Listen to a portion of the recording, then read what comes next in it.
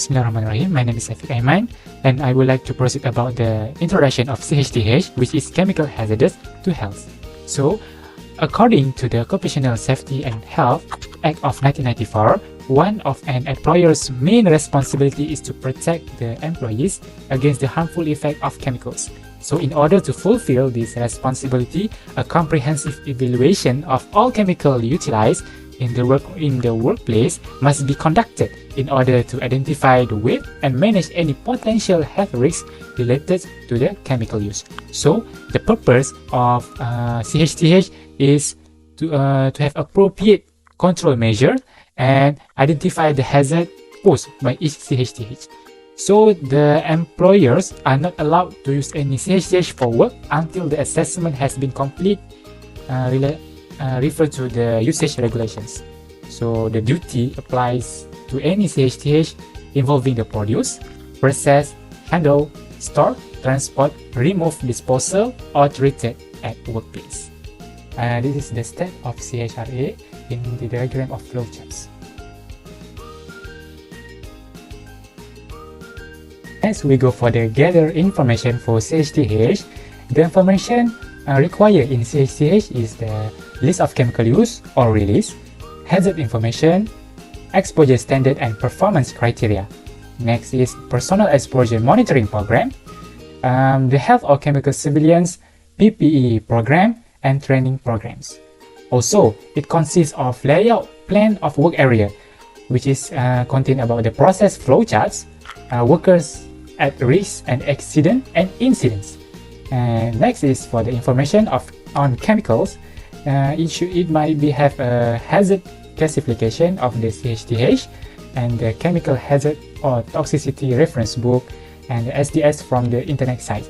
For the information on the chemicals, it comes from the source of informations. So for the chapter 3, which is dividing the work unit. So in dividing the work unit, the first one is categorization. In the evaluation of exposure to a particular chemical, the worker or person exposed to the risk should be identified. Ideally, the risk of each worker exposed to the CHTH should be assessed. However, these practices of assessing each individual worker will be too time-consuming and a burden not only to the assessor but also the employer. Okay, so for the practical steps to identify the work unit, the first one is we conduct a walkthrough inspection to identify all persons who might be exposed. And the second one, for each department or work area, get a list of the job, tasks and processes. The third one is identify the CHTH, use or release for the task carried out at the location within the work area. The fourth one is interview the supervisor and workers at each work's location regarding practical information about work practices and procedures.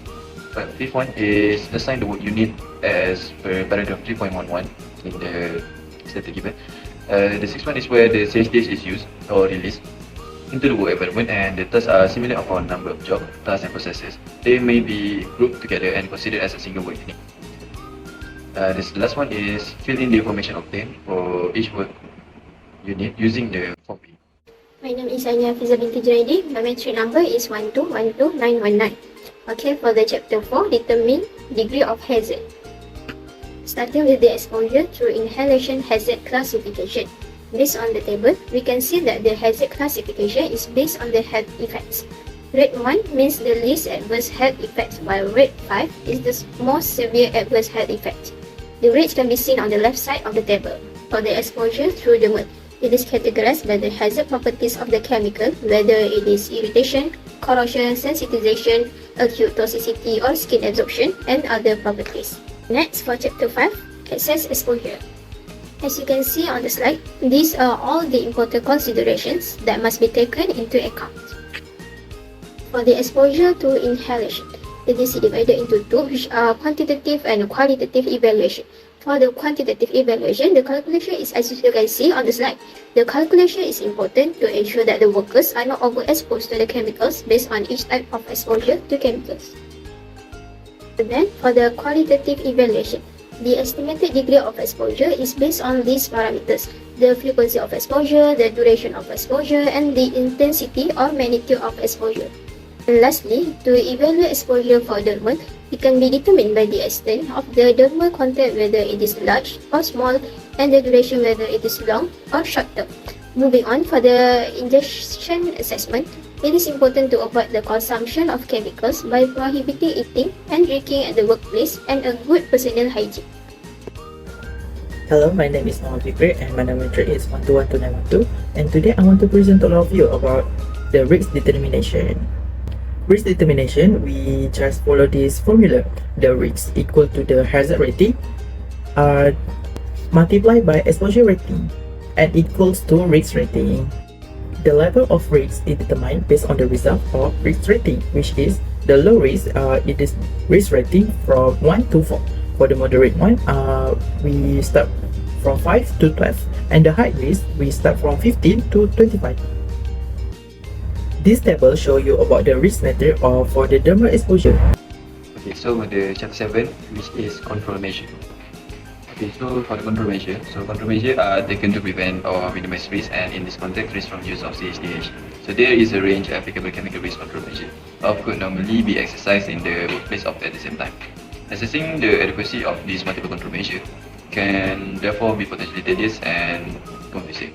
To facilitate the assessment of the control measure, there are numerous control measures that categorized as follows. The first one is technical control, organizational control, and last one is emergency response preparedness. Okay, so for the type of control measure, in the technical control, we have elimination, substitution, total enclose of process and handling system, isolation of the work to control the emission of CHDH, modification of the process parameters, application of engineering control equipment, and provision of PPE. Also in the organizational control, we got adoption of safe work system and practices, providing information, instruction and training, and also personal hygiene. And the last one, in the emergency response preparedness, we have two only, which one is emergency procedures and medical emergency response.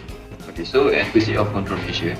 So adequacy of technical control, the existing technical control measure need to be assessed for adequacy in controlling the workers' exposure to CHDH and will determine further action required to be implemented by the employer. Adequacy of the technical control measure are assessed according to the following criteria, which is suitability, use and effectiveness, and maintenance. For the next chapter, I want to present to all of you about the exposure monitoring program. The exposure monitoring program is conducted to evaluate the extent worker exposure to CHDH and adequacy of existing control measure at the workplace. Exposure monitoring is considered to be necessary if 1. Failure of deterioration of the control measure, such as lack of contaminant. Not performing as intended could result in the serious health effect. The second one, to verify that worker exposure is not exceeded PEL or any OEL. The third one, where are there changes to work practice process, procedure plan, or engineering control equipment, such as increase the quantity of chemical use, or changing system of work, or introducing new plan. The fourth one, to provide assurance of the effectiveness of the existing control measure implement. It will unnecessary if 1. Valid method for sampling and analysis do not exist or cannot be devised. The second one, PL or LEL, is not established. The third one, the employer is able to demonstrate that the alternative method of evaluation has been used to ensure the exposure is controlled.